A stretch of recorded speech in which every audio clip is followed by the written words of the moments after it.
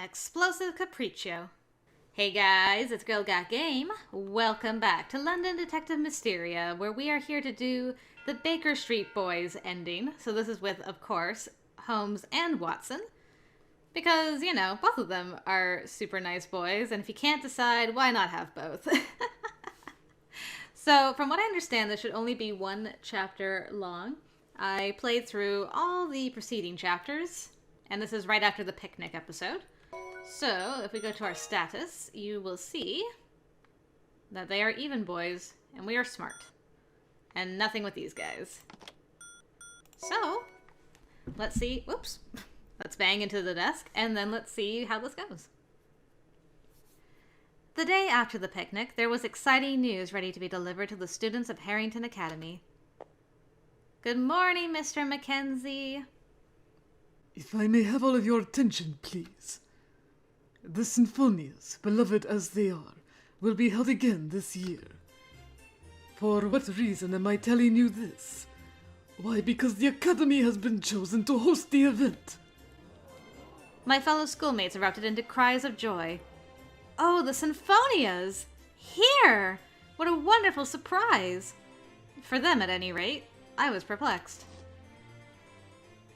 Is it worth all this excitement? Have you not heard of it, Emily? It's when all of London's most celebrated singers and musicians gather.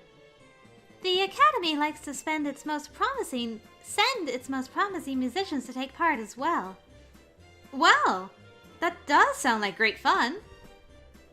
This year will be no different. Mr. Holmes and Watson are to be Harrington Academy's representatives. Taking part is quite an honor, I promise you. And as your teacher, I could not be more proud.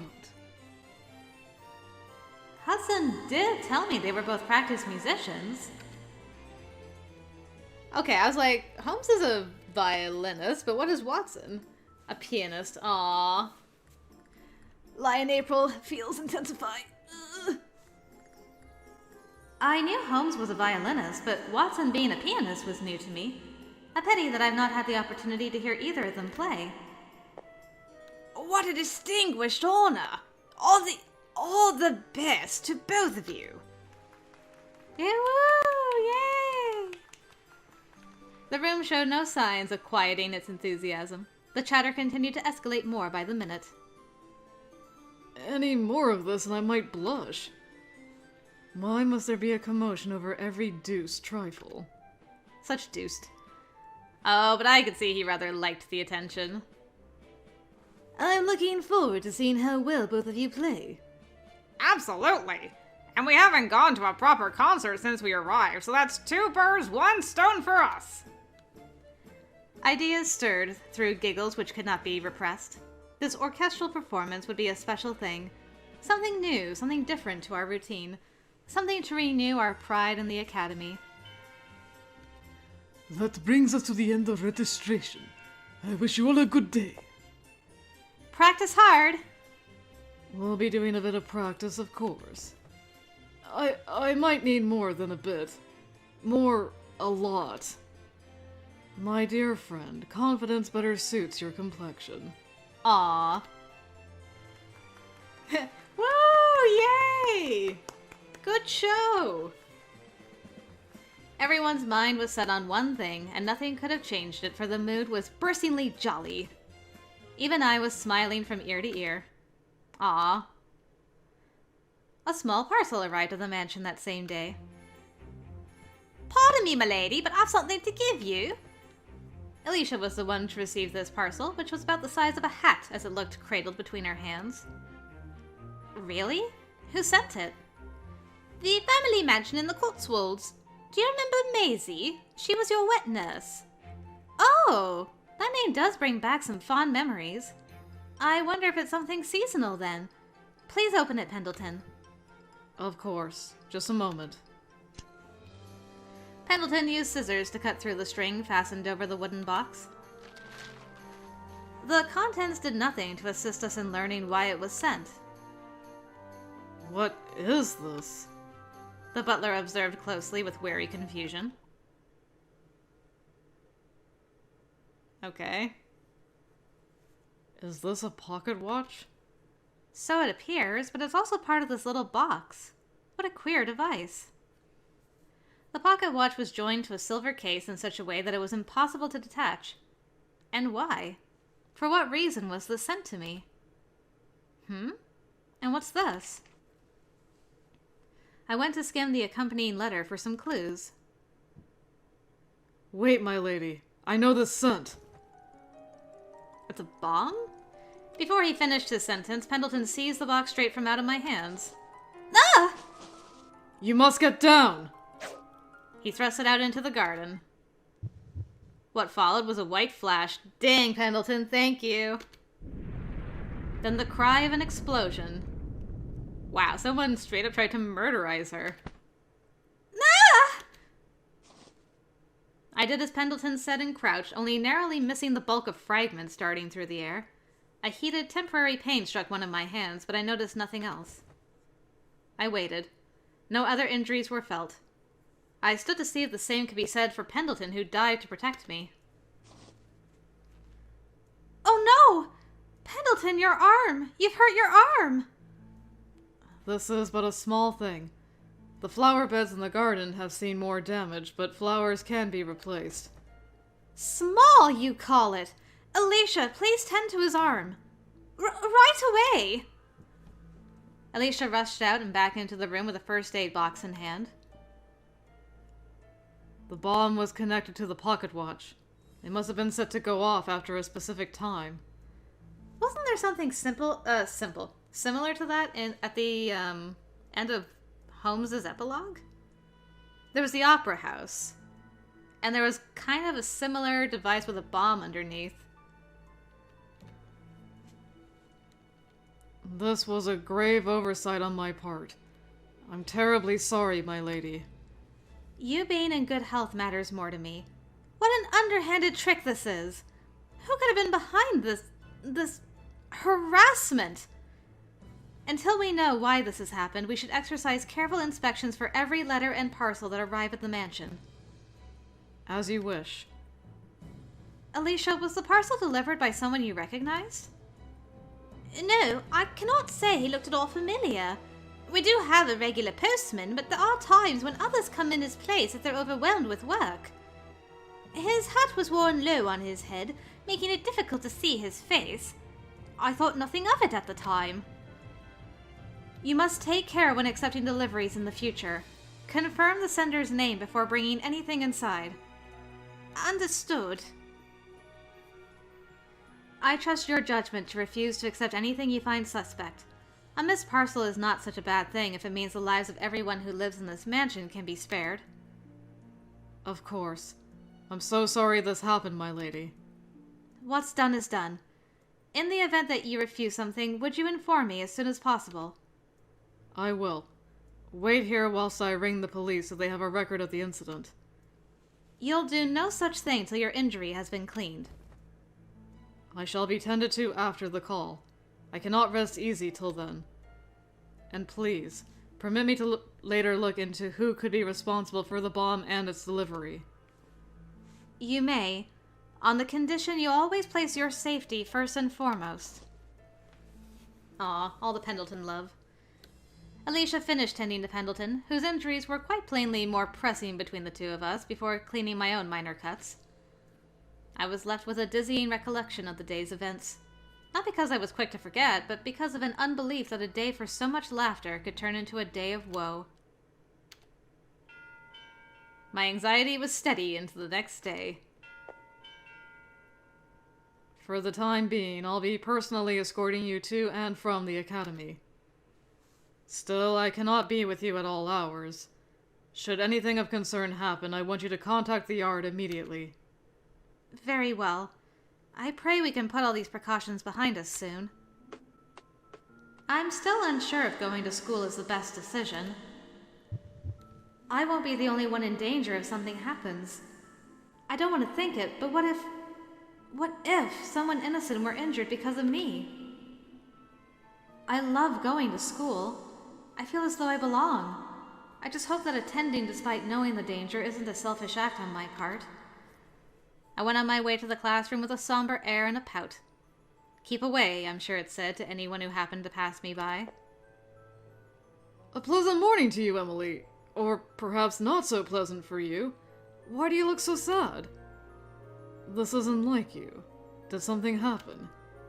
Good morning. I stopped, but what to say? Could I hide my worries from them? Nothing happened. I'm simply in deep thought. Oh, I'm sure. I'll let you have your secrets for now. Though I would like to know one thing. How did you injure your hand? Ah! Look at those cuts! And seems something burnt you, too! Such was the start I'd been given from the question that hiding my hands behind my back was more mindless than a conscious act. It happened at home, but I can assure you it was just me being distracted in the kitchen. At home. In the kitchen. And you expect me to believe a lady of the nobility would be anywhere near a stove and cooking? Your behavior is notably different to how you were yesterday. One doesn't leave the classroom in high spirits and return so perceptibly low, unless there is a good reason. These cuts, arguably from fragments of a foreign object if I were to guess based on length and width, and red swelling from a burn may have something to do with it. My conclusion may or may not be preposterous, but the conclusion I've come to based on the facts is, did an explosive device go off at your mansion? How did... The detective had done his work. It was accurate, too accurate, and it pierced me with how on the mark it was. As they realized what I'd been trying to hide, their faces turned pale. What? That's really it? Tell us the truth, Miss Whiteley. I hesitated. If I told them the truth, would that change my situation? Was the bomb a warning for what was to come if I looked further into my parents' murders? Was it something else entirely? The answer, as it was, did not matter. The possibility that more harm would come to any who knew was most present. Telling the boys could make the situation worse, and keeping them ignorant would change nothing. If there are parts you wish to keep to yourself, that is fine. I would prefer to know the story straight, but I won't force you to speak of sensitive matters. If I mention the bomb and not my speculations on why it was sent, he might work out something I haven't. I hesitated, and then I relented. I'll tell you what happened, but I want you to keep what I say a secret from the rest of the class. Will you? Certainly. Won't tell a soul. Last night, a small bomb was delivered to the mansion from within an ordinary parcel. A very peculiar one at that. It was silver and spherical, and it was attached to a pocket watch of similar color and shape. So you saw the bomb before the explosion? Yes, I did. I was told the parcel came from my childhood mansion in the countryside. Nothing happened when we first opened it. It was Pendleton who grew anxious very suddenly, taking it and tossing it into the garden where the bomb went off. He said it must have been on a timer. What time was indicated on the pocket watch? The time? It was 11:58, I believe. There we have it. The bomb was most likely set to explode when it read 12. How do you suppose that? I believe it was designed so that electricity would pass through to the bomb's fuse when the clock hands overlapped. Ugh. It all goes a bit over my head, I admit. This bomb sent to Miss Whiteley's mansion last night was, to be brief, designed to go off at a very specific time. But the work of this bomb is not the work of an amateur. Whoever they are, that they can sense so complex a device with seemingly no trace, shows they are a force with whom to be reckoned. There was nothing more I could say. Stop, Holmes! She's frightened! Look, you frightened her! Oh, I'm not frightened. I was lost in thought. There's no reason to be. This isn't my first time encountering a bomb of that design. Really? I'm familiar enough, yes. And if I may, I've an idea that may pose some inconvenience to you, but it is also the most effective way to deter them. Are we moving in with the boys? My first morning was filled with anxiety. The next with mild discomfort. The next day, slightly more discomfort. Good morning. Oh, hi! Well... I got Watson to the right of me, Holmes to my left. Here I am, stuck in the middle with you. Oh, I like this a lot. Good morning. And to all of you as well. Arrived as a trio again, have you? That's right. They've been providing me with assistance on a little something of late. Jack. What little something? Oh, that's Zoom. Nothing that concerns you. We're simply taking extra measures to ensure her safety. Well, ain't you a fine gentleman? There can be such a thing as too gentlemanly, I might add. She must be tired after being inside that narrow carriage with us. I'm no such thing, really. A bit apprehensive, perhaps, but only because I'm not yet accustomed. I am beginning to wonder if there is anything more to your most effective way, however. Oh, Lupin! You've dropped your pencil. Here you are. Oops, thank you. You're quite welcome. One thought at a time, Miss Whiteley. A feather-brained girl might as well not have a brain to feather. Oof. But I thought you rather liked her unpredictable nature. You said very plainly there were moments of brilliance. That is not to what I was referring. Then to what were you referring? You're brilliant in that you have a way of noticing things even I've not noticed. That's what I said you said. You're getting your points mixed up. Dang. You and I will be having a very long and very private talk later, Watson. Certainly, but how can we talk privately if we can't leave Emily alone? I meant after, but you're acting about as feather-brained as her. Pay more attention to her surroundings. I am! Two of them are battling for her love. Holmes and Watson were dear to me, and they were respectable young men who were well-intentioned in their actions. Really, I did know this. But I didn't want to put up with this for days, or however long they planned to do this. But it's so enjoyable. First period ended. I stood from my desk and went to leave the classroom. Pardon, but must you follow me so plainly?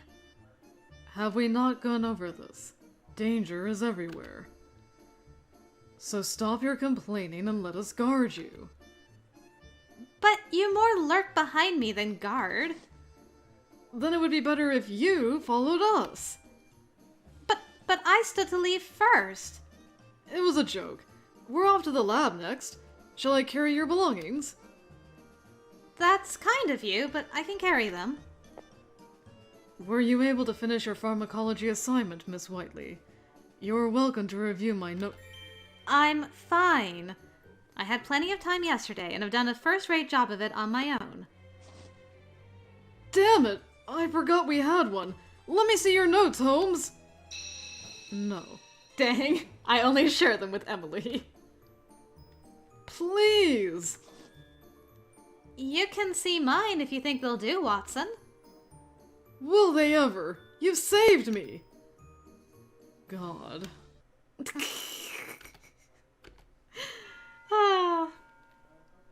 It was time to lunch.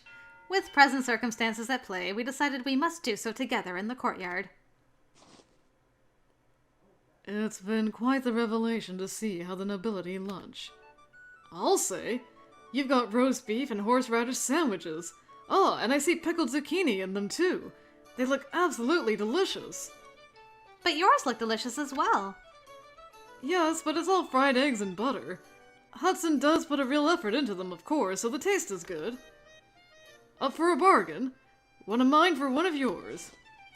I accept. This one's for you, then. You're sure? They are delicious. The cut on the ingredients is all very even and delicate for the throat. Without notice, Holmes had taken what was in my lunchbox and began to sample freely. Oh, Watson, ever chivalrous, like, I'll give you a fair trade. Holmes is like, I'm just gonna steal your food. Don't do as you like. I never bargained away my food with you. I'm testing for poison. Yes, these will do. They'll do? Don't give me that rubbish. You just wanted my food. Was this just because I asked for one? You appear distracted, Watson. Need I remind you once more that you're here to protect her? You're one to talk. All you've been doing is eating. Have I? Or have I placed every action of the 31 men and 9 women who passed through or stayed in this very courtyard under a magnifying lens? That's very helpful, Holmes. Yes, but now they're all staring. Oh dear. School was done for the day. Excellent though my voluntary guards were, nothing of note occurred to warrant their degree of attentiveness. Except for love. I'm not certain it's necessary for you to keep watch every second of the day. Fortunately for you, I'm very certain. It may seem simplistic, but you'll find no other method can do the trick quite as well. Oh, I hope you aren't misunderstanding. I know you two are putting in a great effort, and I'm thankful for it. But what about practicing for the sinfonias? I don't want to be the reason you haven't done enough. Don't worry about it. Your safety is more important.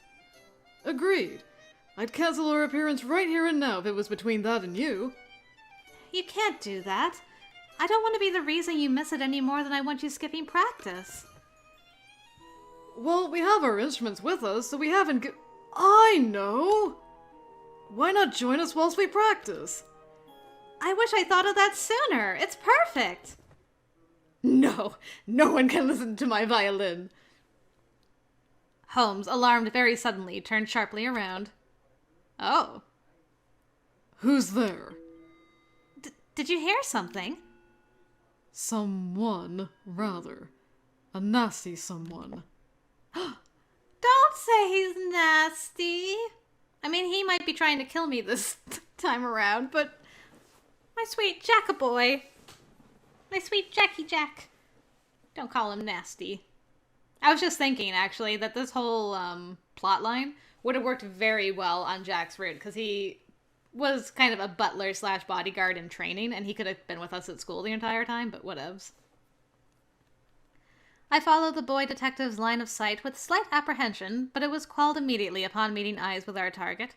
Jack poked his head into the classroom. What are you doing? Oh, it's just Jack.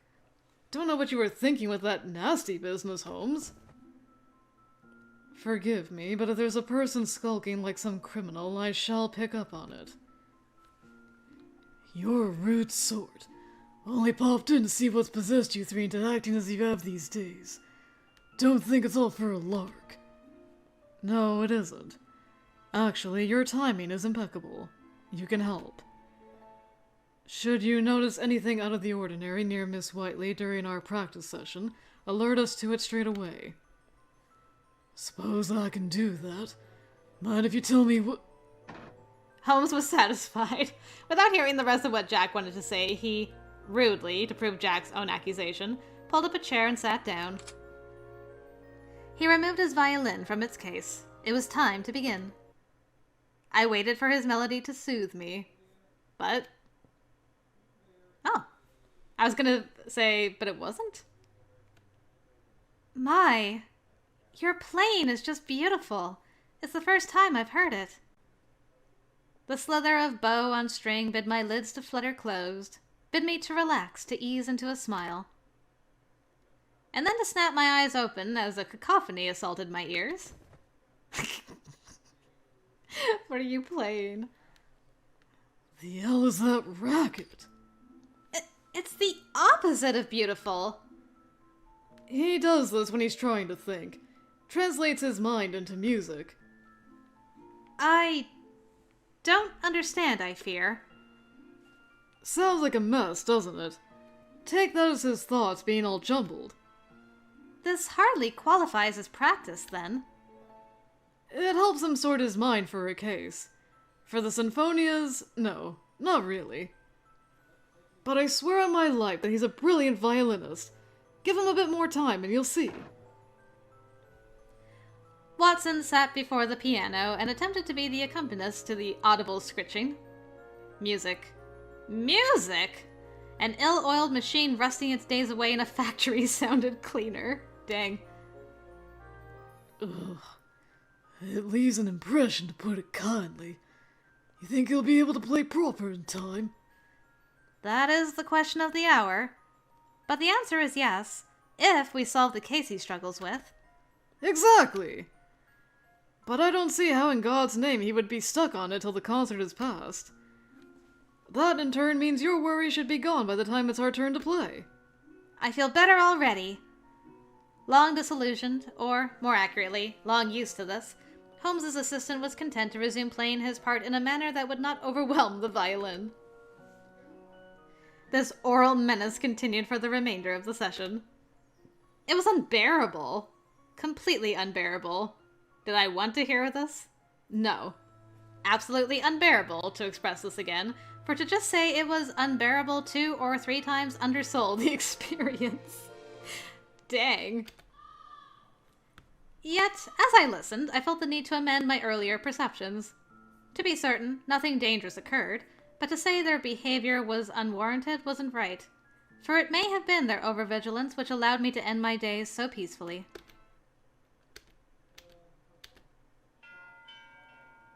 She says what I say all the time.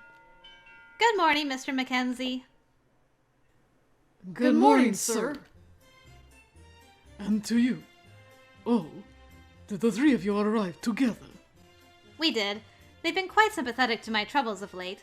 It's been reassuring to have their help. Wonderful. You are both aware of her position in full, then. Was it Miss Whiteley who told you? It would be more accurate to say we decided to meddle in her affairs and have forced the truth out of her. We don't want her to stay home from school, after all. It isn't fair for a victim to be punished. I agree. You're very fortunate to have these boys as friends, Miss Whiteley. Ah, and this brings me a thought. The festival is only a fortnight away. Has practice gone well? Very well indeed. Thank you. You should hear Holmes's playing. His performance has a real spark to it. Does it? I'm very much looking forward to it. You're our Academy's shining stars. Oh, Mr. Mackenzie, you fool! You don't know what Holmes is capable.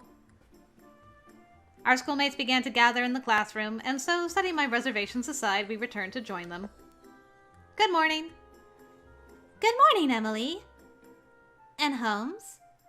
And Watson? You 3 have been inseparable. Still at it, then. Just what happened? That's to be kept between us. You needn't worry. It isn't right to pry, Jack. Now, Emily, you can go to your seat. Certainly. I did as was said. Something on your mind, Holmes? How queer. I don't know if I've heard the sound of a pocket watch in the classroom before. Everybody out! Holmes was struck by a sudden panic as soon as he finished. Miss Whiteley, get away from your desk! What? I leapt from my seat to move as though dragged forwards by a similar panic. Everyone get down! Watson wrapped his arms over me. We were forced to the floor. Thank you, Booze. Holmes, fully alert for whatever might happen next, drew a box from inside my desk. He took to searching its contents closely before turning to the window. I could see what was in his hand. No!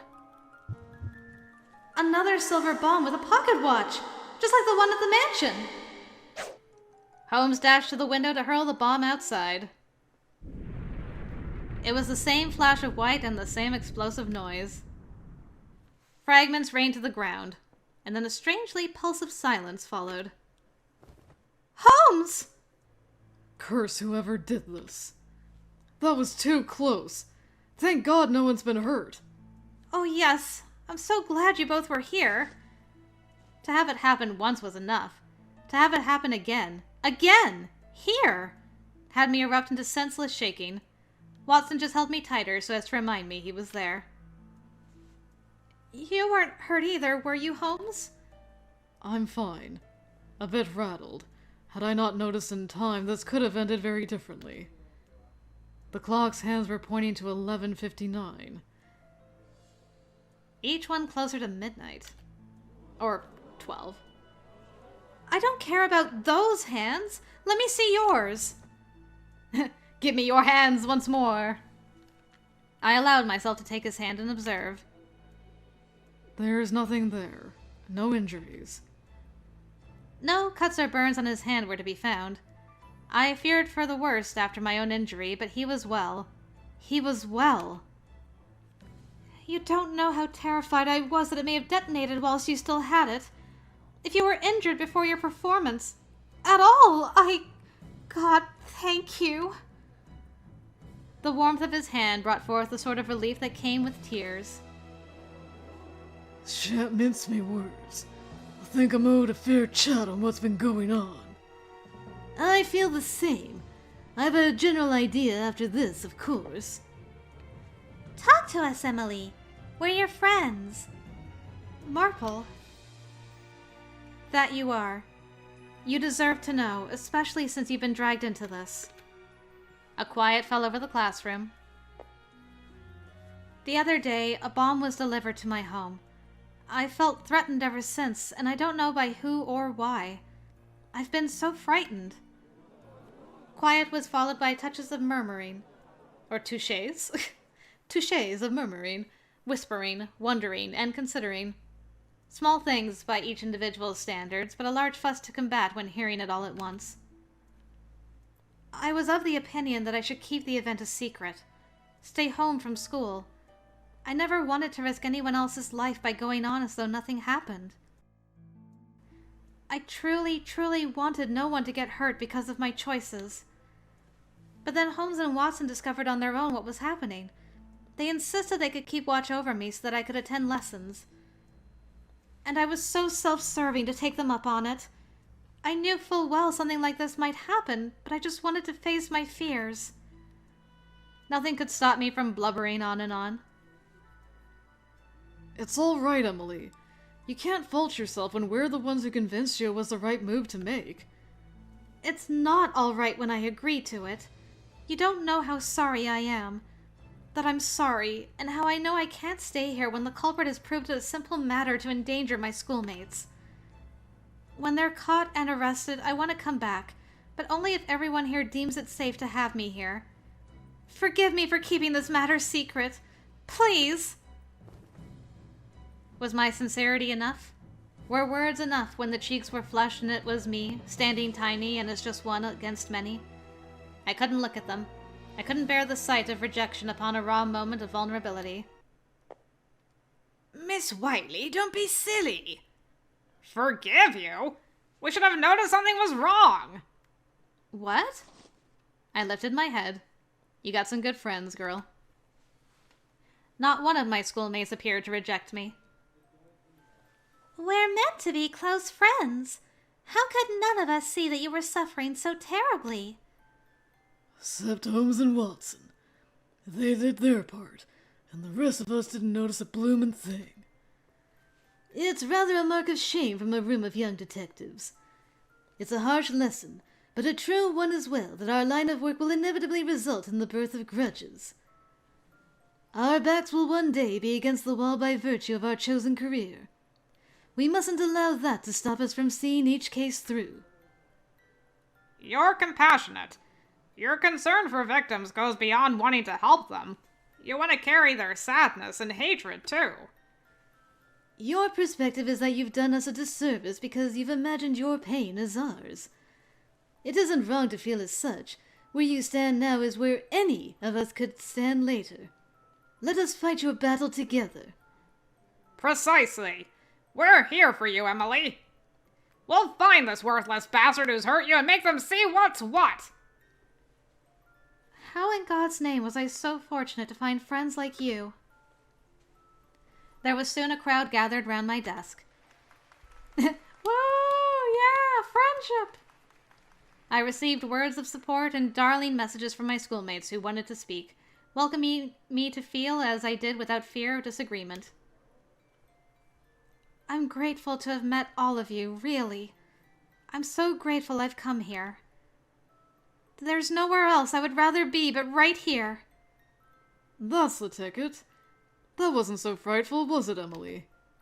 You made it so. Woo! Watson, go! Watson further reassured me with his smile and joined the others in making me feel secure. I could feel tears coming on. And before I knew it, a single one was rolling down my cheek. Honestly, the case isn't even solved yet, and yet the mood in the classroom is like this. Oh. Holmes gave a great sigh and then a bitter smile. You really do never cease to amaze. Now, everyone, take your seats. I was deeply moved by what I heard from the other side of the door. Ah, the joys of youth! Sir, you were listening to all of that? All of a sudden, I found myself overcome with embarrassment. Sir, before we begin, I would like permission to check the classroom for explosives. Oh, please do! Everyone in the classroom burst into laughter. It wasn't as though the conversation was all that funny, but perhaps everyone just felt like laughing right now. I wiped the tears from my eyes and joined them in laughing too. Fortunately, nothing else was found in the classroom. Still, there's every chance that the culprit might try and threaten me again. Perhaps with another bomb of the same type, or perhaps by some other means. Holmes was staring into the distance, presumably focused on thinking about who could have planted the bomb. Emily, we're going to find who's responsible, all right? Yes. I nodded firmly in response to his reassuring words. Slater? Man, we haven't seen Slater since basically the first episode. I wonder what's wrong with Slater, though. He seems to be trying to keep his distance from me. I can't blame him for being scared, though, after what I dragged him and all the others into. I'll have to go and apologize to him personally later.